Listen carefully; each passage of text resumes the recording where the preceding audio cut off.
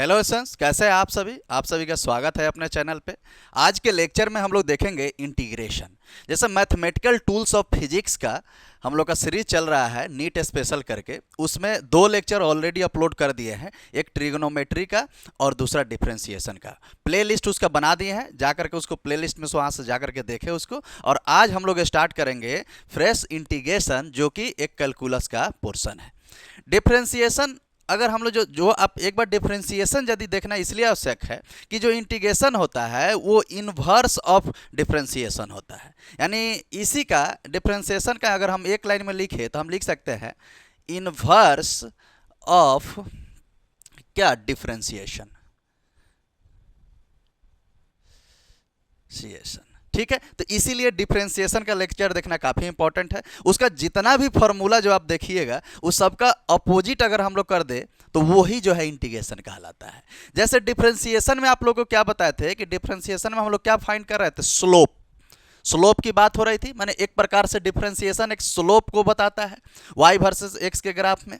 उसी तरीके से इंटीग्रेशन है ये एरिया अंडर द कर्व को बताता है, एरिया अंडर द कर्व की बात करता है।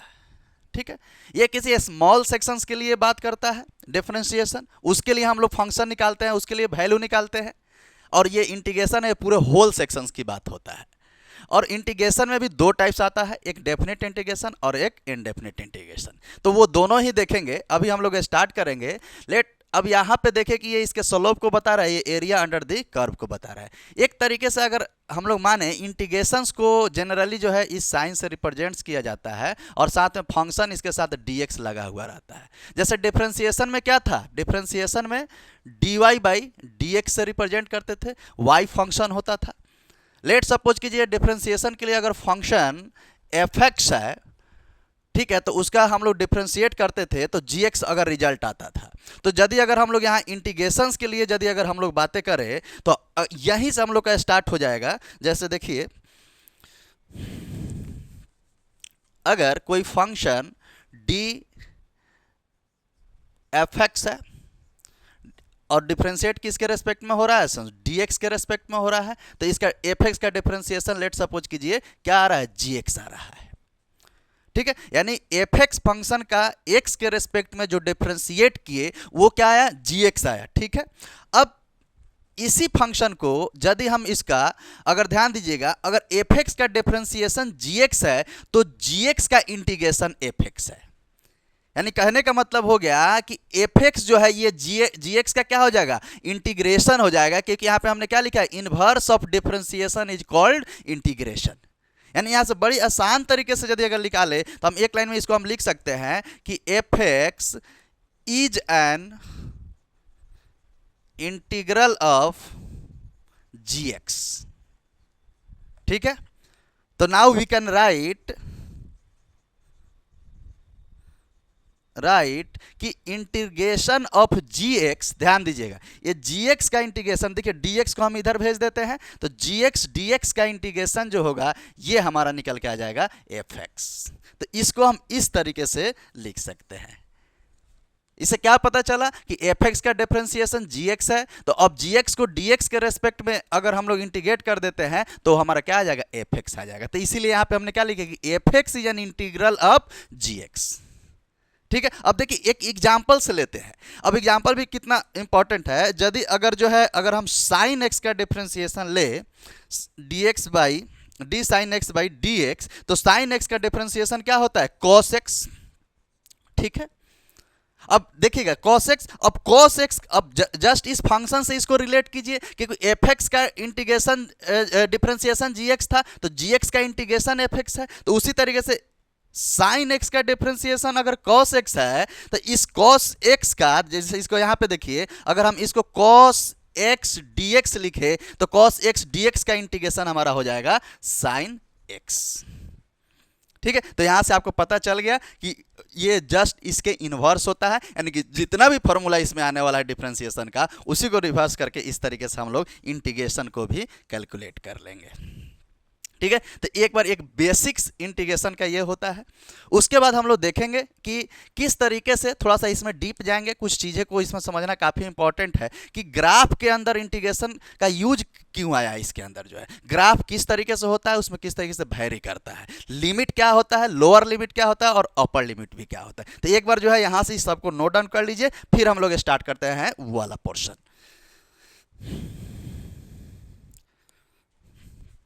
ठीक है, देखिए एक लाइन में इसको, इसका स्लोप डिफरेंशिएशन का और इसका एरिया अंडर द कर्व यानी एरिया।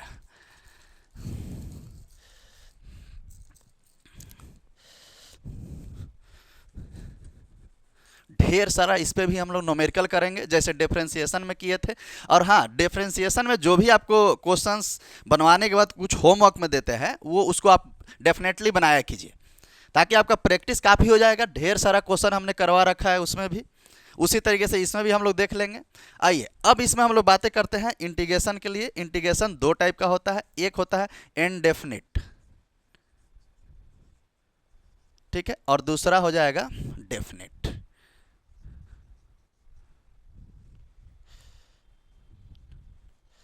ठीक है, इस टाइप का। अब देखिए एक्चुअली में यदि अगर बात करें, कोई ऐसा कर्व दे दे, अगर हम यहाँ पे ग्राफ की कर्व की बात करें कुछ इस तरीके से, ठीक है, ये y और ये x का कर्व है। इसमें भी देख लेते हैं as it is same here also.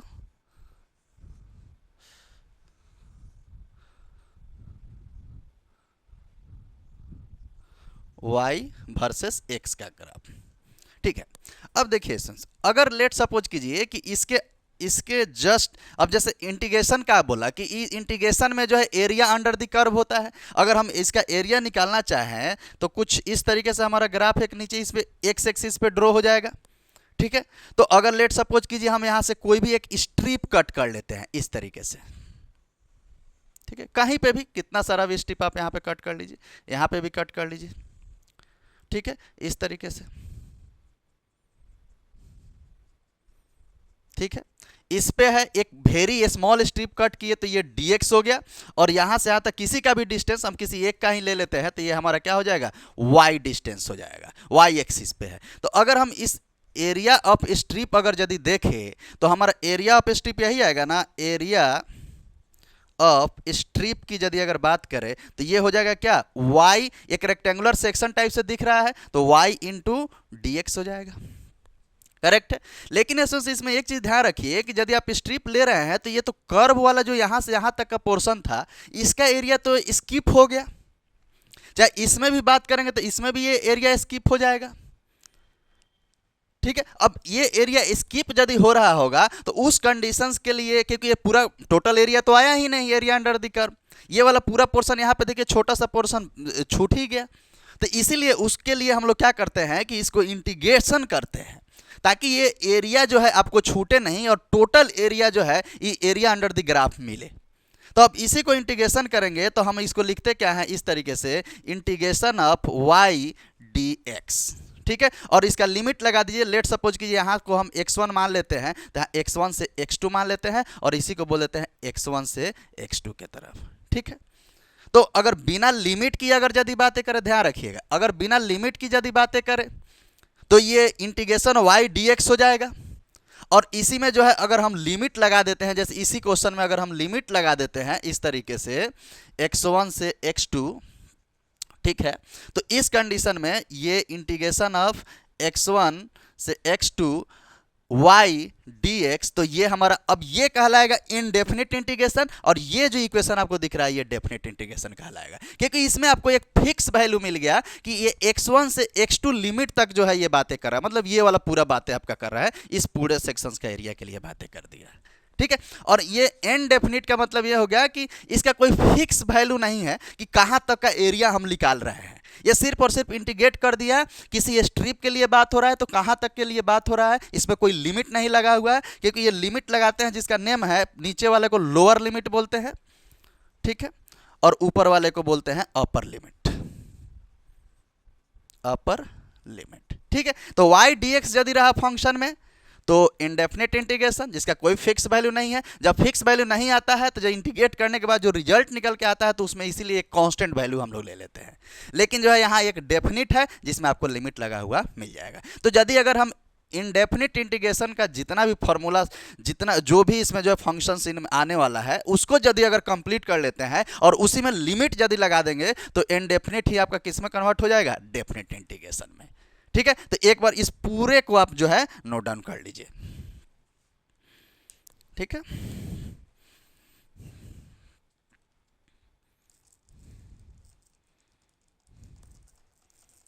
ये इंटीग्रेशन का पोर्शन जो है आपको एनएलएम बनाइएगा, काइनेमेटिक्स बनाइएगा, वेक्टर वाला पोर्शन भी उसमें आता है, और खास करके 12th वाले सेक्शन में भी आप जाइएगा फिजिक्स के अंदर जो है, 11th में रोटेशनल मोशन में भी, थर्मोडाइनेमिक्स में area under the effects diagram जो है, अब यदि वहाँ पे देखेंगे तो integration of f d x, जहाँ पे वैल्यू क्या करेगा, वैरी करना शुरू करेगा, वहाँ पे इंटीग्रेशन काफ़ी इंपॉर्टेंट होता है। तो इसीलिए इंटीग्रेशन डेफिनेटली आप काफ़ी अच्छे से यहाँ कॉन्सेप्ट क्लियर कर लीजिए, ताकि आप यदि क्वेश्चन में जाइएगा तो वहाँ आपको कोई दिक्कत नहीं होना चाहिए। और ये एकदम टाइम टेकिन आपको नहीं होना चाहिए, क्योंकि टाइम का क्या इंपॉर्टेंट है, खासकर नीट वाले एस्पिरेंट स्टूडेंट्स के लिए उनको डेफिनेटली काफ़ी अच्छे से पता है, क्योंकि एक एक मिनट इंपॉर्टेंट है। तो आइए इनडेफिनिट समझ गए, अब इनडेफिनिट का जो बेसिक जितना फॉर्मूला है इंटीग्रेशन का उसको एक बार आपको बताते हैं, और साथ ही साथ आपको उस क्वेश्चंस प्रैक्टिस भी करवा देंगे। तो एक बार इसको नोट डाउन कर लीजिए, ये एक बेसिक्स हो गया। देखिए मैथ का यूज जो है फिजिक्स में उतना ज़्यादा नहीं है, जैसे जो मैथ वाले बच्चे होंगे इसमें उतना ही इंपॉर्टेंट है जितना हम आपको करा रहे हैं, इतना काफ़ी इंपॉर्टेंट है, इससे ज़्यादा डीप में नहीं जाना है, क्योंकि स्पेशली मैथ तो पढ़ नहीं रहे हैं, तो इसलिए इतना काफ़ी इंपॉर्टेंट है। तो आइए अब हम लोग देखते हैं सम इंपॉर्टेंट फॉर्मूला।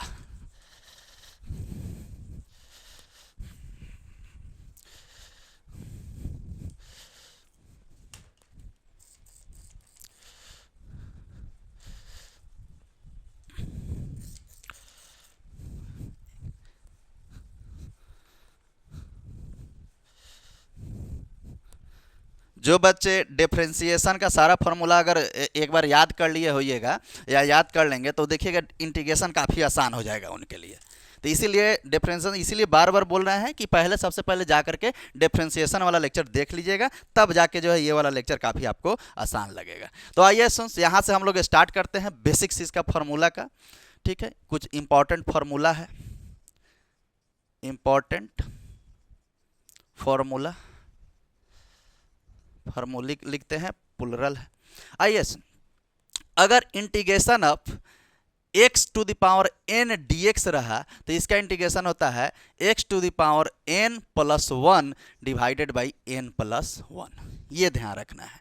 क्या फॉर्मूला आया, अगर x to the power n रहा, dx रहा, तो x to the power n plus 1 divided by n plus 1 हो जाएगा। ठीक है, और एक चीज़ और ध्यान रखना है, इसके साथ में एक कांस्टेंट वैल्यू भी आता है c, क्योंकि ये फॉर्मूला जो बता रहे हैं कि इसके लिए डेफिनेट के लिए बता रहे हैं, क्योंकि कोई लिमिट नहीं लगा हुआ है। ठीक है, लिमिट वाला सबसे लास्ट में हम लोग देखेंगे, जो डेफिनेट के लिए होगा ये इनडेफिनेट के लिए है। ठीक है, तो इनडेफिनेट में कोई लिमिट नहीं लगा होता है, तो इसलिए कांस्टेंट आता है, क्योंकि आपको पता नहीं है ना कितने डिस्टेंस, मतलब कितना एरिया निकाल रहे हैं, कुछ इसमें पता नहीं रहता है, इसीलिए उसमें एक कांस्टेंट वैल्यू सी ले लेते हैं। ठीक है, और एक और चीज़ ध्यान रखना है, एन का जो वैल्यू होगा, एन का वैल्यू होगा डज नॉट इक्वल्स टू -1। ठीक है, क्योंकि देखिए ना, अगर एन का वैल्यू यहाँ -1 यदि अगर हो जाएगा तो -1 प्लस 1 0, वैल्यू तो इनफाइनाइट हो जाएगा ना, तो इसलिए n का वैल्यू -1 नहीं होना चाहिए। Formula x to the power n dx का x to the power n plus 1 divided by n plus 1 होना चाहिए। ठीक है, उसी तरीके से आइए नेक्स्ट को, अब इस पे अगर क्वेश्चन अगर हम लोग देखें इस तरीके से, integration of x to the power 4 dx।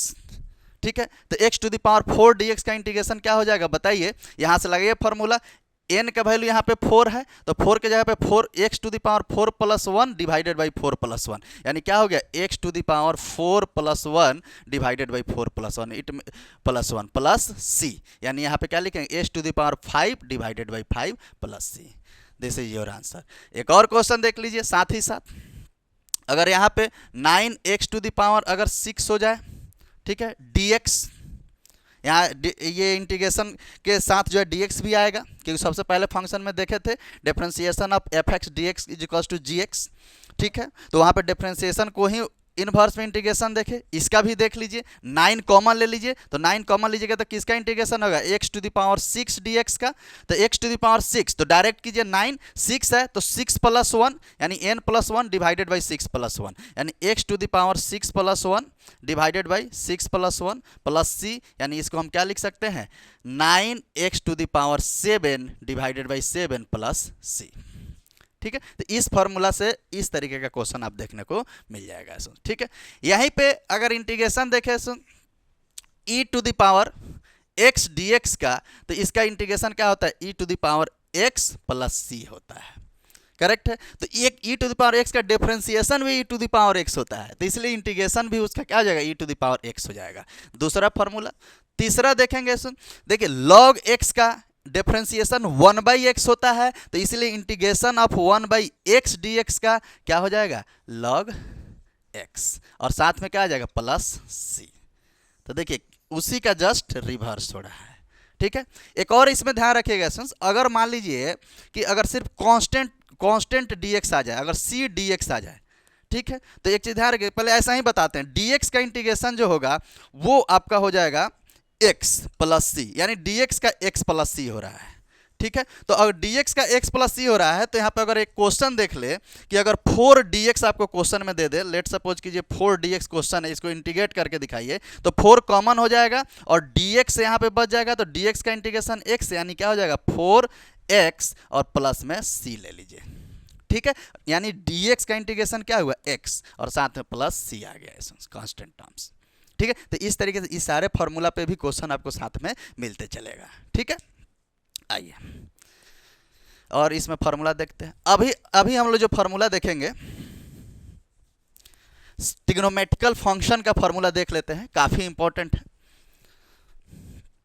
ठीक है, उससे पहले ट्रिग्नोमेट्रिकल फंक्शन से पहले एक और आ सकता है इसमें फॉर्मूला। हाँ, एक डिफरेंशिएशन देखे थे, a to the power x का डिफरेंशिएशन हुआ था a to the power x log a, तो यहाँ पे a to the power x का इंटीग्रेशन जो होगा a to power x dx का, ये हो जाएगा a to the power x divided by log a plus c। ध्यान रखिएगा, इसमें जो भी कांस्टेंट वैल्यू टर्म्स जो इसमें आ रहा था इसके साथ में वो कहाँ चला गया, नीचे के साइड चला गया, यानी a to the power x divided by log a। Correct है, तो यहाँ तक एक ये हो गया। अब कुछ अलजेब्रिक टाइप इस टाइप से फंक्शन, एक्सपोनेंशियल हो गया, लॉगरिथमिक टाइप से इस तरीके से फंक्शन दिखा। अभी हम ट्रिग्नोमेट्री का देख लेंगे, यानी कि integration of sine x dx का क्या होगा। तो ध्यान दीजिए, साइन x dx, देखिए कॉस का डिफरेंशिएशन माइनस साइन था, तो साइन का डिफरेंशिएशन इंटीग्रेशन माइनस कॉस हो जाएगा, यानी साइन का डिफरेंशिएशन क्या हो जाएगा, minus cos x plus c. एकदम डेफिनेटली इसी तरीके से इसको आप याद रखिए। As it is here also cos x dx का डिफरेंशिएशन क्या हो जाएगा, तो cos x dx का डिफरेंशिएशन हो जाएगा sin x प्लस सी, क्योंकि sin का डिफरेंशिएशन cos होता है, तो इसीलिए cos का डिफरेंशिएशन sin हो जाएगा, cos का इंटीग्रेशन sin हो जाएगा। अब इसमें ध्यान रखिएगा, ये वाले में माइनस लग रहा है। ठीक है, उसी तरीके से नेक्स्ट आ जाइए, एक और tan का डिफरेंशिएशन sec स्क्वायर x होता है, तो sec स्क्वायर x का इंटीग्रेशन जो होगा, sec स्क्वायर x dx का इंटीग्रेशन जो हो जाएगा वो हो जाएगा आपका tan x प्लस c। इसको नोट डाउन कर लीजिए एक बार जो है। ठीक है, उसी तरीके से और फॉर्मूला एक बार पूरा नोट डाउन कीजिए, फिर इसमें और भी आ जाएगा, किसका, cosec स्क्वायर x का आ जाएगा, उसका भी हम लोग देख लेते हैं।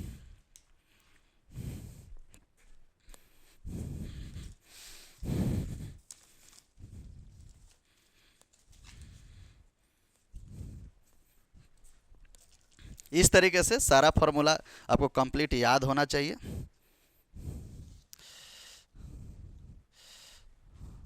आइए इधर से मिटाते हैं।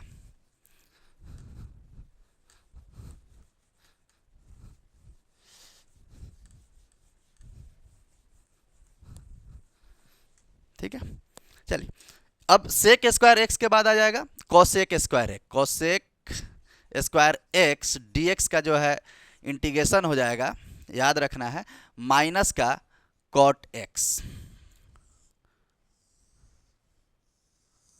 ठीक है, तो ये सबका हो गया, हाँ सबका हो गया। अब यहाँ पे आते हैं इंटीग्रेशन ऑफ, ये भी पूछ सकता है सेक एक्स डी एक्स का इंटीग्रेशन होता है ln sec x plus tan x. अच्छा, यहाँ प्लस सी भी लिख देना है, प्लस सी, हाँ प्लस सी होता है, इसको भी याद रखिए। ठीक है, स्टार मार्क लगा लीजिए, ये सब काफ़ी इंपॉर्टेंट होने वाला है, इसमें भी वैल्यू आपको इंपॉर्टेंट मिल जाएगा देखने को। ठीक है, अब कौन बचा, हाँ एक और बच गया, सेक बचा, तो और कौन सा हो सकता है, कॉस से सेक बच गया, कॉसेक स्क्वायर एक्स का हो गया। अच्छा, सिर्फ कॉसेक एक्स का भी तो होगा, कॉसेक एक्स, ठीक है, dx इसका होता है ln cosec x minus cot x plus c, इसको भी याद रखिए। ठीक है, तो यहां पे जाकर के आपका लगभग कंप्लीट जो है ये सारा का सारा फॉर्मूला आपको देखने को मिल गया है। ठीक है, अब इसमें अगर और भी देख ले, कुछ इंटीग्रेशन बाय सब्स्टिट्यूशंस भी आता है, तो इंटीग्रेशन बाय सब्स्टिट्यूशंस में कुछ फार्मूला आता है, जैसे मान लीजिए कि आपको डायरेक्ट उसका भी पूछ देगा, कॉट एक्स का बताइए कि कॉट एक्स का क्या हो जाएगा, cot x integration of cot x d x, तो इसका हो जाता है ln sine x plus c, इस तरीके से। ठीक है, तो यहाँ पे ये सारा फार्मूला आपका कंप्लीट हो गया। एक बार पूरा फार्मूला को नोट डाउन कर लीजिए, इससे रिलेटेड अब हम लोग एक बार इस पे न्यूमेरिकल देखते हैं, पूरा नोट डाउन कीजिए।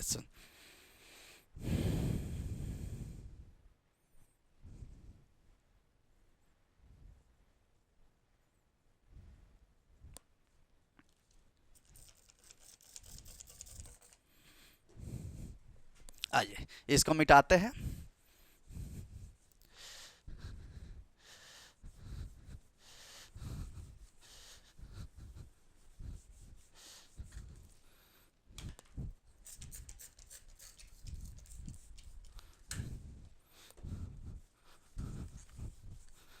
ये सारा फार्मूला जो है आपको कंप्लीट याद होना चाहिए, ताकि इंटीग्रेशन अभी जो देखेंगे इसी से रिलेटेड क्वेश्चन आपके एग्जाम में देखने को मिलता है।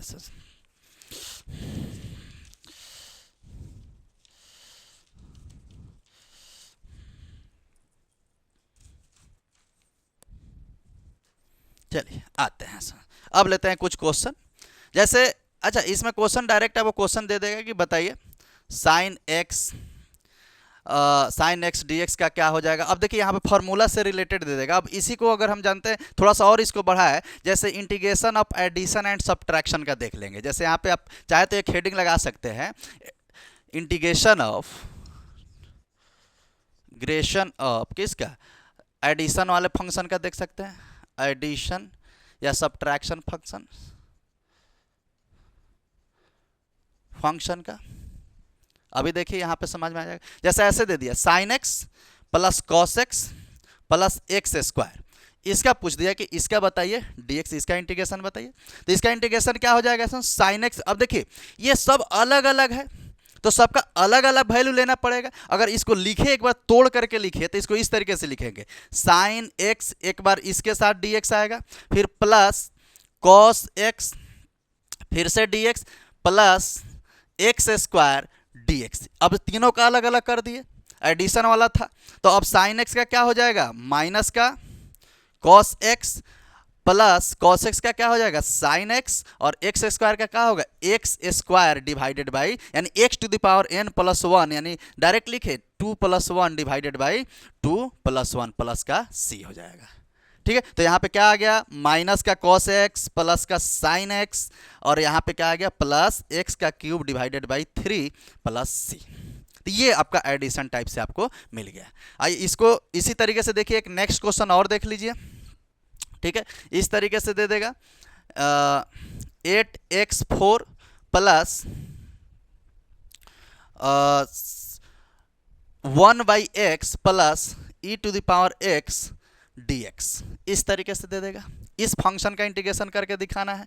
तो अब देखिए यहाँ तो हम अलग अलग कर दिए, आप अलग अलग नहीं करके डायरेक्ट भी आप जो है डायरेक्ट ये वाला फंक्शन डायरेक्ट लिख सकते हैं। ठीक है, तो अब देखिए इसमें क्या करेंगे, 8 कॉमन हो जाएगा, तो x का इंटीग्रेशन क्या होगा, x टू द पावर 4 है, तो इसको हम लिख सकते हैं ना x to the power 4 plus 1 divided by 4 plus 1, यानी क्या होगा x to the power 5 by 5, तो इसको हम क्या लिख सकते हैं direct x to the power 5 by 5 plus 1 by x का इंटीग्रेशन क्या हो जाएगा, 1 बाई एक्स का इंटीग्रेशन log x हो जाएगा, plus e to the power x का क्या हो जाएगा, e to the power x ही होगा प्लस का c। ठीक है, इस तरीके से कभी क्वेश्चन है इस तरीके से भी दे देगा, integration of 1 by x to the power 3 dx, इस तरीके से भी दे देगा। तो सबसे पहले क्या करेंगे, x टू द पावर 3 नीचे में है तो इसको ऊपर में लेके चले जाइए, थोड़ा सा इसमें प्रैक्टिस हम लोग फास्ट करेंगे। तो अब देखिए ऊपर लेके जाएंगे तो क्या हो जाएगा, x to the power -3 dx। ठीक है, अब -3 है तो इसमें भी एज इट इज लगाइए, x to the power -3 plus 1 divided by -3 plus 1, यानी ये क्या हो गया, x to the power -2 divided by -2 plus c। आप ऐसे लिख दीजिए, चाहे माइनस को आप इधर भी भेज सकते हैं, माइनस का x टू द पावर -2, देखिए इसको लिखने का तरीका आप ऐसे भी लिखिए, माइनस इधर कर लीजिए, 1/2 आ गया, x टू द पावर -2 है तो इसको आप लिख सकते हैं -2 प्लस का c, ऐसे भी लिख सकते हैं। ठीक है, तो सबसे पहले यदि अगर नीचे फंक्शन है तो इसको आप ऊपर लेके चले जाइए और फिर जो आपको फॉर्मूला बताया है उस तरीके से उसको इंटीग्रेट कर दीजिए।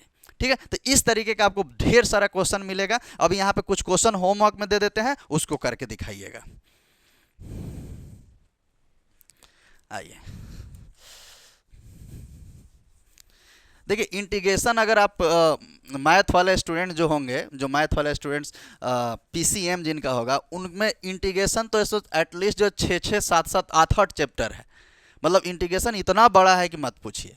पर हाँ, नीट के लिए उतना ज़्यादा इंपॉर्टेंट है नहीं, इसीलिए उतना ही हम लोग देख लेंगे। जैसे मान लीजिए कुछ क्वेश्चन आपको दे देते हैं, इस तरीके से आप बना करके लेके आइएगा, 1 by x to the power 6 plus 2 sine x plus 4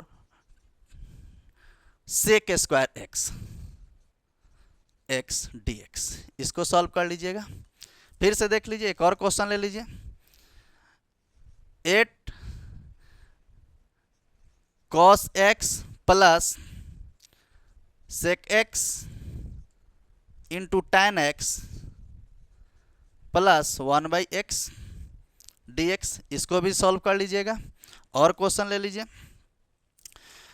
x to the power 4 या ये ले लीजिए, e to the power x plus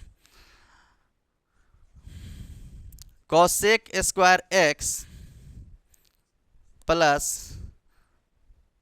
और क्या दे दे, साइन x हो जाएगा, इतना ही रहने दीजिए, dx, इसको सॉल्व कर लीजिएगा। तो ये तीनों क्वेश्चन को सॉल्व करके एक बार कमेंट में छोड़ दीजिएगा। ठीक है, अच्छा देखिए इसमें सेक स्क्वायर x है, जैसे एक छोटा सा क्वेश्चन और ले लेते हैं। अगर मान लीजिए यहाँ पे क्वेश्चन ऐसे आ जाए कि sec x plus sec x into tan x, तो sec x into tan x dx, तो बताइए क्या होगा, क्योंकि ये किसका फॉर्मूला है, सेक x का है, सेक x का differentiation sec x into tan x होता है, तो sec x into tan x का इंटीग्रेशन क्या हो जाएगा, सेक एक्स, तो इसको हम डायरेक्ट लिख सकते हैं ना कि सेक एक्स प्लस का सी, इस तरीके से। ठीक है, तो इसको एगो नोट डाउन कर लीजिए, इस सारे क्वेश्चन को भी नोट डाउन कर लीजिए।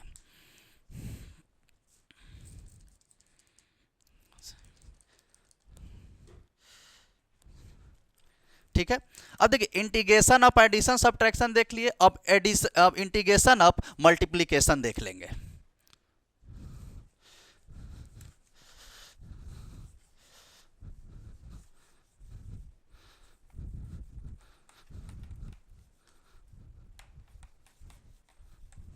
आइए अब देखते हैं इंटीग्रेशन ऑफ मल्टीप्लिकेशन, इस तरीके से।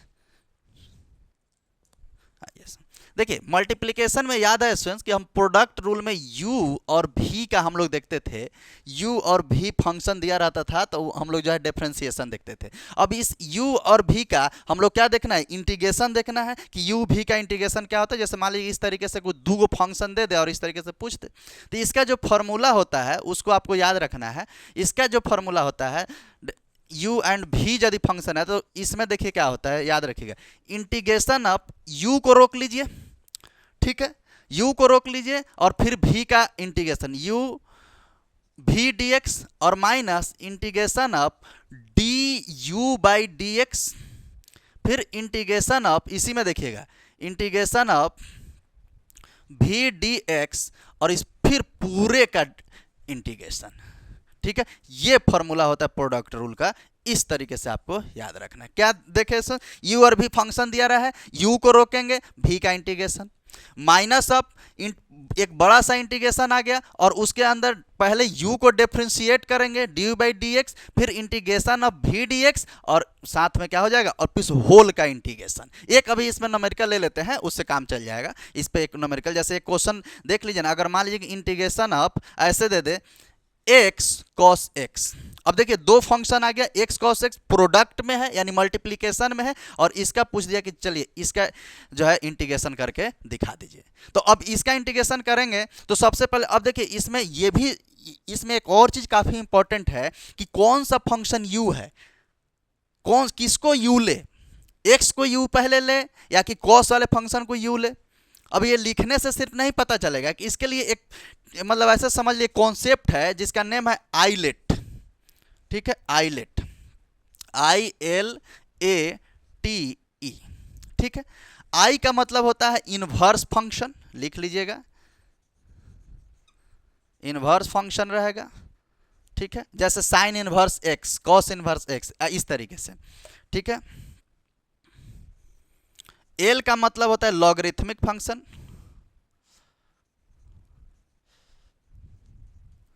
ठीक है, या लॉगरिथम। ए का मतलब अलजेब्रा, ठीक है। टी का मतलब ट्रिग्नोमेट्रिक फंक्शन, ठीक है, और ई का क्या मतलब होगा, एक्सपोनेंशियल, ठीक है। तो ये याद रखना है कि सबसे पहले आपको अगर कोई भी फंक्शन दिया रहा है तो इसके अकॉर्डिंग चेक कीजिए। अगर लेट सपोज कीजिए कोई लॉग का फंक्शन दिया है और एक अलजेब्रिक फंक्शन दिया, तो पहले u लॉग होगा और v जो है अलजेब्रिक होगा। अब इस वाले में देखिए x दिया हुआ है, अलजेब्रिक फंक्शन है, और ये cos x दिया हुआ है तो ट्रिग्नोमेट्रिकल फंक्शन है, तो ये तो अरेंज है, यानी कि इसमें u क्या हो जाएगा, u हो जाएगा आपका x और v क्या हो जाएगा, v हो जाएगा आपका cos x। तो ये भी देखना इसमें काफी इंपॉर्टेंट है। तो आप इस तरीके से इस आइलेट के फंक्शन से आप इस तरीके से पहचान लीजिए कॉन्सेप्ट से, और उसी तरीके से फॉर्मूला लगाइएगा। तो चलिए आइए यहाँ पे जो है इसको सॉल्व करते हैं। तो पहले u को रोकेंगे, x को रोकेंगे, तो किसका इंटीग्रेशन होगा, cos x का, तो cos x dx, ठीक है। फिर माइनस कीजिए इंटीग्रेशन अब du का डिफ्रेंसिएशन करेंगे, तो du का डिफ्रेंसिएशन करेंगे तो du में u क्या है, dx बाई dx हो गया, ठीक है।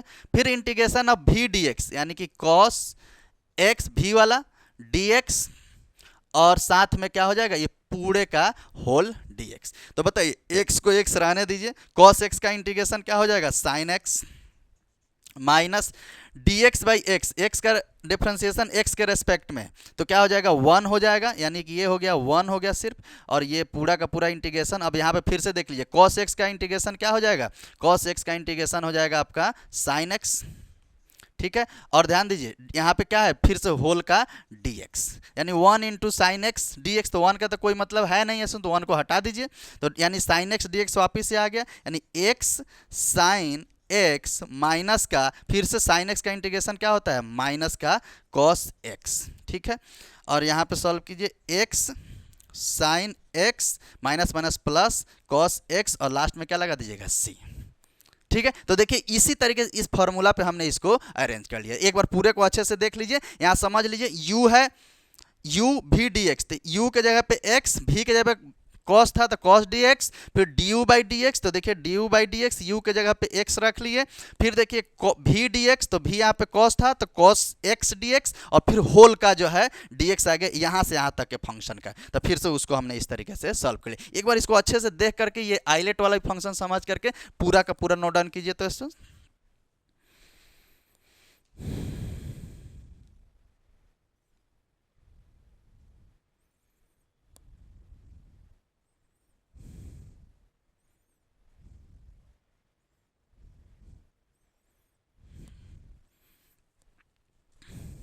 ठीक है, मिटाते हैं इस क्वेश्चन। एक क्वेश्चन और इस पे ले लेते हैं।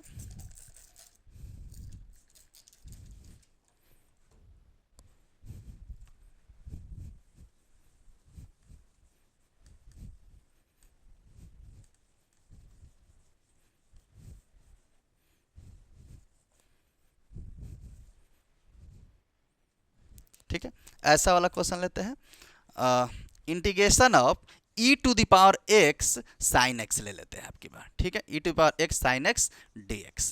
तो ध्यान दीजिए, e to the power x exponential function है और साइन एक्स ट्रिग्नोमेट्रिकल फंक्शन है। तो देखिएगा यहाँ पे उल्टा हो जाएगा, क्योंकि एक्सपोनेंशियल फंक्शन सबसे लास्ट में है और ट्रिग्नोमेट्रिकल जस्ट उससे पहले है। तो इसको हम इस तरीके से पहले लिख लेते हैं। इसको हम लिखेंगे क्या, sine x e to the power x d x. क्यों इस तरीके से लिखे, ताकि वो यू और भी में अरेंज हो जाए।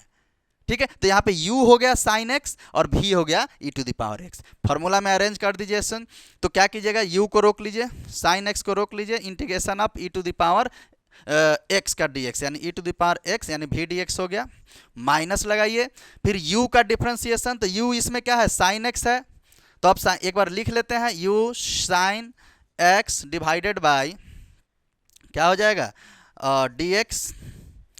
उसके बाद देख लीजिए इंटीग्रेशन ऑफ, अब देखिए e to the power x v dx, तो e to the power x dx। ठीक है, और फिर पूरे का क्या हो जाएगा, dx। ठीक है, इस तरीके से आ जाइए। अब इसमें देखते हैं, इसका वैल्यू देख लीजिए, साइन x रहने दीजिए, e to the power x का e to the power x हो गया, माइनस का साइन x का जो है डिफ्रेंसिएशन क्या होता है, साइन एक्स का डिफरेंशिएशन कॉस एक्स। तो यहाँ पे क्या लिख देंगे, cos x integration of cos x. ठीक है, और देख लीजिए ई टू द पावर एक्स है, तो ई टू द पावर एक्स का इंटीग्रेशन क्या हो जाएगा, ई टू द पावर एक्स ही रहने वाला है।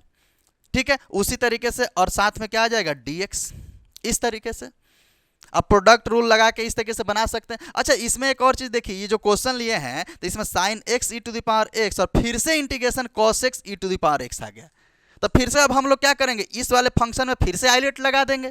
आइलेट लगाएंगे तो फिर से ये वाला फंक्शन क्या हो जाएगा, ट्रिग्नोमेट्रिकल फंक्शन पहले आया यानी cos x u हो जाएगा, और फिर e to the power x आपका एक्सपोनेंशियल फंक्शन, तो ये भी हो जाएगा। तो इसको क्या करेंगे, इसको आप मान लीजिए इक्वेशन 1 अलग से इसका इंटीग्रेट करके यहाँ पे वैल्यू हम लोग रख लेंगे। तो अलग से इंटीग्रेट करेंगे तो फिर से इस तरीके से प्रोडक्ट रूल आ जाएगा। तो आइए प्रोडक्ट रूल वापिस से अलग से कर देते हैं।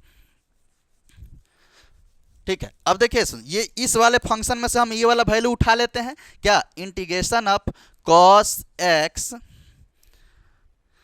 x e to the power x dx। ठीक है, अब इसको इंटीग्रेट करेंगे तो फिर से हमारा वैल्यू क्या होने वाला है, फिर वापिस से आइलेट लगा लेंगे। तो ये हमारा u फंक्शन हो गया। ठीक है, और ये हमारा क्या हो जाएगा, v का फंक्शन हो जाएगा।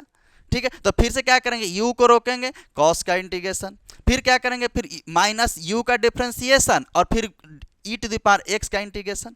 तो ये फंक्शन आपका उस तरीके से आएगा, फिर से वेरिएबल टाइप से बढ़ते चला जाएगा। फिर से एक टाइम ऐसा आएगा कि फिर से आपका वैल्यू क्या आ जाएगा, ये वाला फंक्शन आ जाएगा e to the power x sine x। तो यानी कि कहने का मतलब ये है कि आप यदि इस प्रोसेस को देख लीजिए और इस तरीके से जो इसमें क्वेश्चन आएंगे वो इस तरीके से रहेंगे, ताकि आपका वैल्यू निकाल करके डायरेक्ट आंसर मिल जाए। यानी कुछ अब इसका तो अब ये जो इंटीग्रेशन कर रहे हैं इनडेफिनिट देख रहे हैं। अब यहीं पे क्या करता कि डेफिनिट में क्या करेगा, जो आपके जो क्वेश्चन बैंक में जो क्वेश्चन रहेगा, खासकर प्रीवियस ईयर क्वेश्चन या जो भी क्वेश्चन रहेगा किसी बुक का, तो उसमें लिमिट लगा देगा और यहीं पे बोल देगा कि लिमिट 0 से π/2 कर देगा। अब मान लीजिए कि यहीं पे 0 से π/2 अगर यदि कर देता तो डायरेक्ट ही वो वैल्यू हम लोग रखते, upper limit minus lower limit direct ही आंसर आ जाता। अभी बताएंगे, तब तक लिए आप पूरा ये प्रोसेस समझ लीजिए कि किस तरीके से आपको वैल्यू रहेगा और प्रोडक्ट रूल को किस तरीके से अप्लाई करना है। ठीक है, एक आध क्वेश्चन है होमवर्क में ले लीजिए, यही क्वेश्चन टाइप से है, इसको होमवर्क में ले लीजिए। ठीक है, एक क्वेश्चन और दे देते हैं होमवर्क में, एक्स स्क्वायर। ठीक है, x square x sine x ले लीजिए, साइन एक्स dx, इसका इंटीग्रेशन करके दिखा दीजिएगा। और भी लेना चाहते हैं तो वो ले सकते हैं इंटीग्रेशन। चलिए यही करके दिखा दीजिएगा। प्रोडक्ट रूल में एक क्वेश्चन ही होमवर्क में रहेगा और ये 2 क्वेश्चन होमवर्क में रहेगा, तो इसको एक बार जो है नोट डाउन कर लीजिए।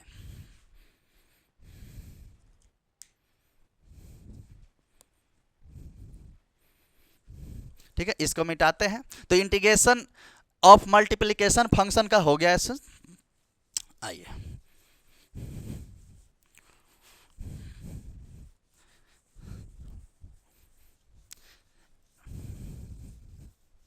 ठीक है। अब कुछ क्वेश्चन ऐसे आपको इस तरीके को भी देखने को मिलेगा, जैसे कभी ना इस तरीके से क्वेश्चन देखने को मिलेगा कि साइन 4x का इंटीग्रेशन क्या होगा, इस तरीके से। ठीक है, ऐसे भी देखने को मिल जाएगा कि बताइए sign 4x plus cos 8x इसका इंटीग्रेशन देखने को मिल जाएगा कि इस तरीके का बताइए।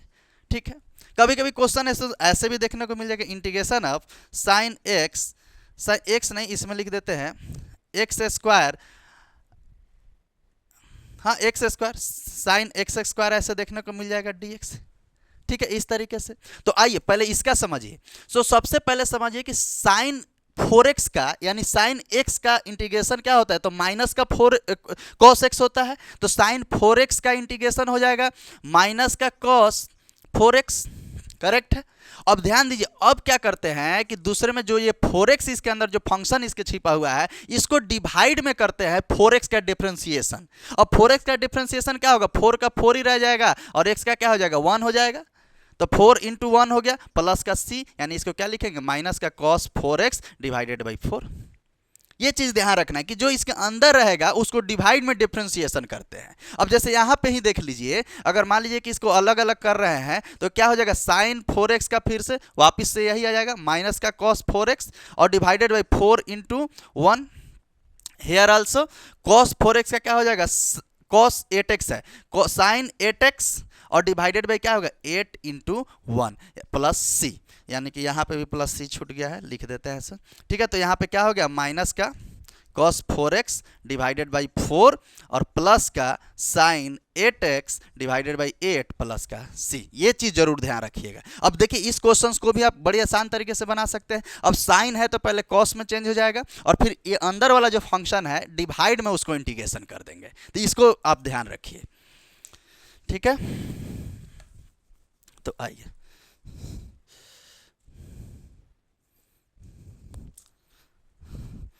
क्या कर लिखेंगे माइनस का cos एक्स स्क्वायर और डिवाइडेड बाई एक्स स्क्वायर का क्या हो जाएगा 2x प्लस का c। ठीक है, ऐसे भी क्वेश्चन रह सकता है integration of sine x square plus का 4 dx। ठीक है, तो अब देखिए इसका क्या हो जाएगा माइनस का cos एक्स स्क्वायर प्लस का 4 डिवाइडेड बाई क्या करेंगे एक्स स्क्वायर प्लस 4 का यहाँ से लेकर यहाँ तक को क्या करेंगे डिफरेंशिएट करेंगे डिवाइड में, तो एक्स स्क्वायर का डिफरेंशिएशन क्या होता है 2x और 4 यानी कांस्टेंट है, ये 4 है तो 4 का डिफरेंशिएशन क्या होता है 0 प्लस का c, यानी क्या निकल के आ गया यहाँ से माइनस का cos x square plus 4 divided by 2x plus का c। तो ये आपको ध्यान में रखना है। तो इस तरीके से भी कभी क्वेश्चन आपको मिल जाएगा तो आप इस तरीके से उसको सॉल्व कर लीजिएगा, तो नोट डाउन इसको भी कर लीजिए। सारा कॉन्सेप्ट इसी तरीके से उसमें भी लगने वाला है। e to the power 2x भी यदि इसके अंदर रहता तो डिवाइड में फिर उसका डिफरेंशिएशन कर देते। करेक्ट है, लिख लीजिए।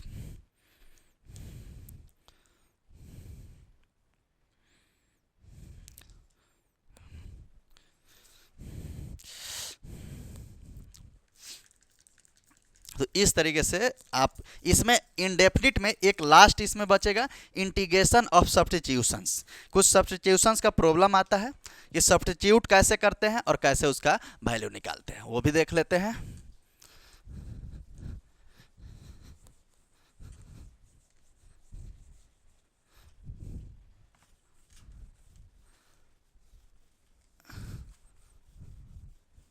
अच्छा, जहाँ पे जितना लेवल की जो आवश्यकता है नीट के लिए वो इतना आपका काफ़ी है, काफ़ी इंपॉर्टेंट है। इससे ज़्यादा आपको जो है कभी क्वेश्चन देखने को ही नहीं मिलेगा। ठीक है, जैसे मान लीजिए कि एक और इसमें आ रहा है integration of substitutions, integration of tuitions. ठीक है, इस तरीके से जैसे इस तरीके से क्वेश्चन आएगा। लेट सपोज कीजिए आपको यहाँ पे दे दिया एक्स क्यू, ऐसे समझ लीजिए एक्स क्यू नहीं x square d x divided by x Q plus 1 ऐसे दे दिया। अब बोला कि चलिए इसका जो है इंटीग्रेशन करके दिखाइए। ठीक है, इसको थोड़ा सा इंक पिलाना पड़ेगा। ठीक है, 1 मिनट ऐसा थोड़ा सा इसको इंक पिला दिया जाए।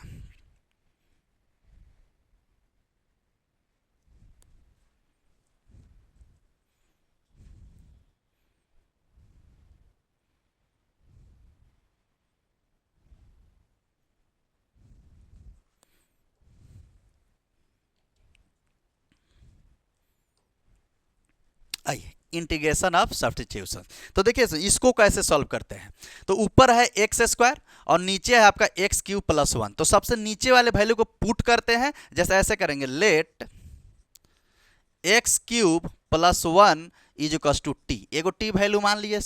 अब इसका डिफरेंशिएशन कीजिए, तो एक्स क्यूब का डिफरेंशिएशन 3x स्क्वायर, कांस्टेंट का डिफरेंशिएशन 0, ठीक है, dx is equals to dt हो गया, ठीक है। अब यानी कि 3x square dx is equals to dt हुआ।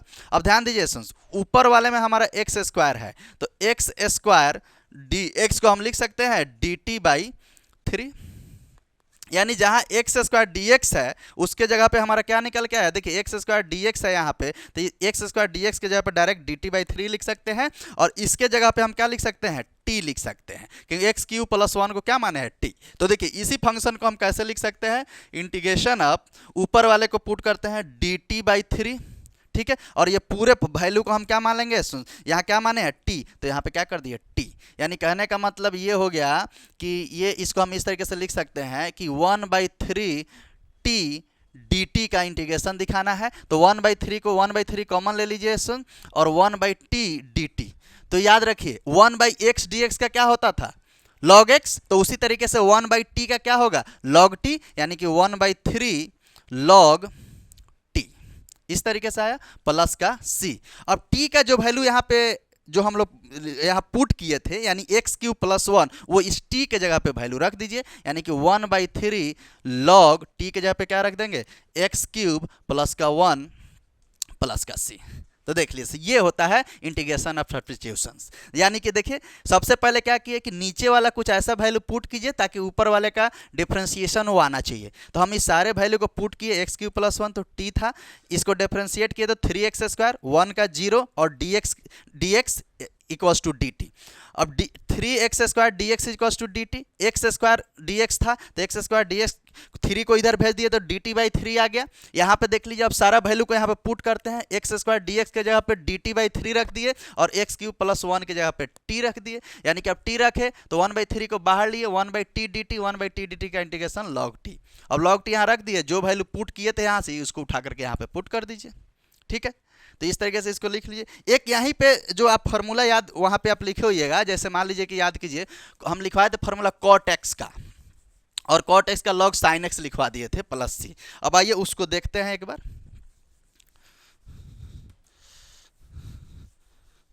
देखिए अगर यहाँ पे लॉग नहीं, integration of cot x d x, तो देखिए एक याद कीजिए ट्रिग्नोमेट्री में एक फॉर्मूला बताए थे, कॉट एक्स को हम लिख सकते हैं cos x divided by sine x dx लिख सकते हैं, कोई दिक्कत नहीं है। साइन एक्स को लेट मानिए, क्योंकि साइन एक्स को अगर हम लेट मान लेते हैं, let sine x is equals to t, तो साइन एक्स का डिफरेंशिएशन कॉस एक्स हो जाएगा। तो देखिए साइन एक्स का differentiation cos x d x is equals to d t. तो लीजिए इस वैल्यू के यहाँ पे पुट कीजिए इंटीग्रेशन में, तो क्या लिख सकते हैं, cos x dx के जगह पे dt, ठीक है, और sin x के जगह पे हम क्या लिख सकते हैं नीचे t, यानी कि फिर से क्या आ गया 1/t dt। तो 1/t dt का इंटीग्रेशन क्या होता है, log t प्लस c, और log t को log t है तो t जो वैल्यू यहाँ पे रखे इसको रख लीजिए, यानी कि क्या हो गया log sin x प्लस का c। तो वहाँ पे हम फार्मूला में यही लिखे होंगे कि cot x का इंटीग्रेशन जो है log sin x plus c होता है, ठीक है। तो ये अब ये यहाँ से आप समझ गए किस तरीके से आता है और इंटीग्रेशन ऑफ सब्स्टिट्यूशंस किस तरीके से करते हैं क्वेश्चन को। एक क्वेश्चन होमवर्क में भी लिख लीजिए, सॉल्व करके दिखा दीजिएगा इसका। ऐसे लिख लीजिए tan x का दिखा दीजिएगा, tan x dx का, ठीक है। एक और क्वेश्चन देते हैं काफ़ी अच्छा, ऊपर लिख लीजिए इंटीग्रेशन ऑफ, नीचे पहले लिख लेते हैं cos x प्लस का sin x, cos x minus का sin x प्लस का cos x, ठीक है। इसका इंटीग्रेशन करके दिखा दीजिएगा। क्या करना है नीचे वाले को फिर से पुट कीजिएगा, cos x plus sin x को लेट कर कीजिएगा, टी आएगा, cos x का डिफरेंशिएशन माइनस का sin x का डिफरेंशिएशन cos x, फिर वैल्यू रखिएगा, फिर log में कुछ इसका आंसर आ जाएगा। दोनों क्वेश्चंस को बना करके कमेंट में छोड़ दीजिए। ठीक है, तो इस तरीके से इसको नोट डाउन कर लीजिए। इंडेफिनिट इंटीग्रेशन का ये यहाँ पे सारा जो है टॉपिक कंप्लीट होता है, इससे बाहर आपका क्वेश्चन बिल्कुल भी नहीं आएगा। ठीक है, अब थोड़ा सा डेफिनिट छोटा सा है, डेफिनिट में हम बस उसमें अपर लिमिट लोअर लिमिट को किस तरीके से यूज करते हैं वो आपको बता देते हैं। तो एक बार पूरा ये नोट डाउन कीजिए और फिर देखते हैं इंडेफिनिट इंटीग्रेशन।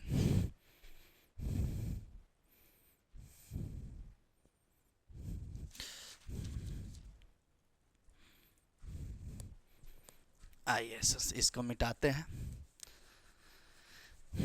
इंडेफिनिट तो कंप्लीट हो गया।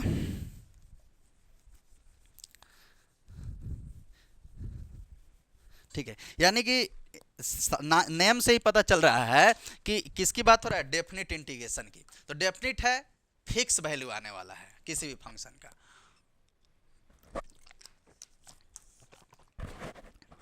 ठीक है, तो हेडिंग लगा लीजिए, इसमें का लास्ट टॉपिक है डेफिनिट इंटीग्रेशन। ठीक है, डेफिनिट इंटीग्रेशन। ठीक है, डेफिनिट इंटीग्रेशन में हमारा फंक्शन क्या दिया था। अगर मान लीजिए कोई फंक्शन है तो उसमें हम क्या लेंगे, अगर एक ले लेंगे नीचे एक लोअर लिमिट, मान लीजिए कि यहाँ पे a मान लिए, यहाँ पे b मान लिए और यहाँ पे y dx मान ले रहे थे इस तरीके से। ठीक है, a से b y dx। ठीक है, या फिर एक और याद कीजिए, हम इस तरीके से भी ले सकते हैं, सबसे शुरू में लिखवाए थे, अगर fx dx है तो उसको हम कहाँ से कहाँ a से b मान सकते हैं, तो इसको हम लोग क्या बोलते हैं, लोअर लिमिट। ठीक है, और ये हमारा हो गया अपर लिमिट। ठीक है, अब देखिए fx का इंटीग्रेशन क्या लिखवाए थे, gx। ठीक है, तो gx में हम क्या लगेगा, लोअर लिमिट a है, अपर लिमिट b है। लिखते कैसे है सुन, एक बार अपर लिमिट को यहां पे रखेंगे और माइनस का लोअर लिमिट, यानी कि इसको लिखेंगे किस तरीके से, देखिएगा इसको लिखेंगे g ऑफ b माइनस का g ऑफ a, इस तरीके से जो है इसका वैल्यू लिखते हैं। और इसमें आपको प्लस सी कांस्टेंट लिखने की आवश्यकता नहीं है क्योंकि इसका वैल्यू फिक्स्ड होता है। आपको ये पता होता है कि कहां से कहां तक का इंटीग्रेशन चाहिए। तो क्या लिखे, लोअर लिमिट से अपर लिमिट fx dx का इंटीग्रेशन gx होता है। लोअर लिमिट से अपर लिमिट यहां लिखेंगे, एक बार x के जगह पे अपर लिमिट को पुट करेंगे, फिर से माइनस करेंगे और फिर से जो है लोअर लिमिट की जगह पे a रखेंगे, वहां पे वैल्यू पुट कर देंगे। यानी कि देखिए b को एक बार x के जगह पर रखे तो gb हो गया। ठीक है, और यहाँ पे क्या होगा, ga हो गया। आइए अब इस पे एक क्वेश्चन देखते हैं साथ में। अगर मान लीजिए कि यहाँ पे integration of x to the power 2 dx रहा, लोअर लिमिट से अपर लिमिट कुछ दे दिया, 2 से 3 तक कीजिए। ठीक है, तो 2 से 3 तक करेंगे तो सबसे पहले इसका इंटीग्रेशन कीजिए तो क्या हो जाएगा, x to the power 2 plus 1 divided by 2 plus 1, और लिमिट यहाँ से लगा लीजिए, कहाँ से, 2 से लेकर के 3 तक। तो इसको पुट कीजिए तो पहले आ जाएगा x to the power 3 divided by 3। ठीक है, कहाँ से कहाँ तक है, 2 से लेकर के 3 तक। तो 1/3 को बाहर कॉमन ले लीजिए या फिर रहने दीजिए, कोई दिक्कत नहीं है। x के जगह पे एक बार 3 ले लीजिए तो 3 का क्यूब डिवाइडेड बाई 3 माइनस का, अब x के जगह पे क्या रखिएगा, 2, यानी कि 2 का क्यूब डिवाइडेड बाई 3। ठीक है, तो इसको सॉल्व कर लीजिए, इस 3 से इसको काटेंगे तो 2 आ जाएगा, यानी 3 का स्क्वायर और माइनस का 2 का क्यूब 8/3, यानी कितना आ गया, 9 माइनस 8/3। सॉल्व कर लीजिए तो कितना आ जाएगा, 9 3 27 माइनस 8/3। ठीक है, यानी 19/3। मेन फंक्शन आप यहीं समझ लीजिए कि जो आप इंटीग्रेट किए हुए हैं, पहले इंटीग्रेट कर लीजिए, उसको अपर लिमिट 3 है तो x के जगह पे एक बार 3 रखे तो 3 का क्यूब, करेक्ट है। फिर उसके बाद माइनस ऑफ लोअर लिमिट 2 है तो माइनस ऑफ 2 के जगह पे x के जगह पे क्या रखेंगे, 2 का क्यूब, तो 8 आया, 2 का क्यूब बाई 3 आ गया, यानी 3 का स्क्वायर, 3 से क्यूब कटा तो स्क्वायर हुआ तो 9 माइनस 8/3, या यहाँ से एलसीएम ले लिए इसका, तो एलसीएम 3 ले लिए तो 27 माइनस का 8 डिवाइडेड बाई 3। ठीक है, तो इस तरीके से वैल्यू इसमें आएगा। एक और क्वेश्चन इसमें देख लीजिए, अगर मान लीजिए कि यहाँ पे दे दिया sin x dx और बोल दिया इसका लिमिट है 0 से π/2, ऐसे भी दे सकता है। ठीक है, तो sin x का इंटीग्रेशन बताइए क्या हो जाएगा, cos x। ठीक है, लिमिट कहाँ से कहाँ तक लगेगा, 0 से π/2, तो 0 से π/2 है तो एक बार π/2 यहाँ पे रखिए, तो cos π/2 minus cos, lower limit एक बार रखिए, माइनस कॉस 0 डिग्री, तो cos π/2 का वैल्यू क्या होता है 0, और 0 डिग्री का वैल्यू क्या हो जाता है, π/2 कहने का मतलब 90, और cos 90 0 होता है, और माइनस 0 का वैल्यू 1 हो जाता है। ठीक है, यहाँ पे क्या निकल के आएगा, यानी कि -1 इसका करेक्ट आंसर हो गया। ठीक है, तो इस तरीके से डेफिनेट इंटीग्रेशन का यूज जो है फंक्शंस में आने वाला है। लिमिट लगा करके दे देता है कि अगर वर्क का फंक्शन जैसे दे देगा force into force dot displacement है, और लिमिट लगा देगा कि इसको निकालिए डिस्प्लेसमेंट 1 से लेकर के 2 तक के लिए, तो इसी तरीके से उसका यूज उसमें आएगा, जिसमें हम लोग चैप्टर देखेंगे WPS। ठीक है, तो आइए इस पर कुछ क्वेश्चन दे देते हैं। क्वेश्चन कुछ इस तरीके से आप बना के आइएगा, sin x plus cos x, integration कहाँ से कहाँ तक लगा दे, 0 से π/2 ये भी रहेगा।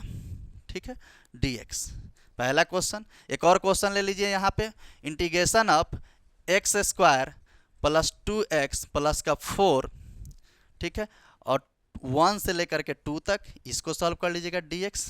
दो क्वेश्चन। एक और क्वेश्चन यहाँ पे लिख लीजिए, इंटीग्रेशन ऑफ 0 से पाई tan x plus tan x नहीं sec square x plus sin x dx, इसका भी कमेंट सेक्शन में इसको कमेंट करके छोड़ दीजिएगा। तो 1, 2 और 3 क्वेश्चन। तो यहाँ पे एसेंस डेफिनेट इंटीग्रेशन भी हम लोग कंप्लीट कर दिए। तो जितना एसेंस इनडेफिनेट इंटीग्रेशन और डेफिनेट इंटीग्रेशन में पढ़ा दिए हैं, इतना ही आपके एग्जाम में आने वाला है एसेंस, तो इसको पूरा कंप्लीट कर लीजिए, और जो भी होमवर्क में क्वेश्चन है उसको भी जरूर बना लीजिएगा। तो मिलते हैं, इसी तरीके से एंजॉय कीजिए, और जो 2 लेक्चर है पीछे जो ऑलरेडी कंप्लीट करा चुका है उसको भी एक बार देख लीजिए जा करके, ताकि वो भी कंप्लीट हो। मिलते हैं नेक्स्ट लेक्चर में, तब तक के लिए एंजॉय कीजिए। Tata bye bye, see you, thank you.